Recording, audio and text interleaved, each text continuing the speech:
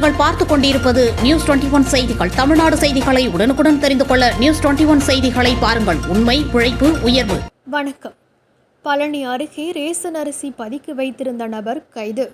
1150 kilo ration அரிசி பறிமுதல். திண்டுக்கல் குடிமைப் பொருள் வழங்கல் குற்றப்புலனாய்வுத்துறை ஆய்வாளர் சுகுணா அவர்களுக்கு கிடைத்த ரகசிய தகவலின் அடிப்படையில் சார்பு ஆய்வாளர் ராதா, காவலர்கள் காளிமுத்து, கணேஷ் உள்ளிட்டோர் கொண்ட தனிப்படையினர் பழனி அடிவாரம் மதனபுரம் பகுதியில் தீவிர ரோந்து மற்றும் கண்காணிப்பு பணியில் ஈடுபட்டிருந்த போது அப்பகுதியைச் சேர்ந்த பழனிசாமி மகன் மனோகர் என்பவர் கள்ளத்தனமாக ரேசன் அரிசி பதுக்கி வைத்திருப்பது தெரிய வந்ததை தொடர்ந்து போலீசார் மனோகர் வீட்டில் சோதனை நடத்திய போது அங்கு மூட்டைகளில் 1150 கிலோ ரேசன் அரிசி பதுக்கப்பட்டிருந்தது தெரிந்தது.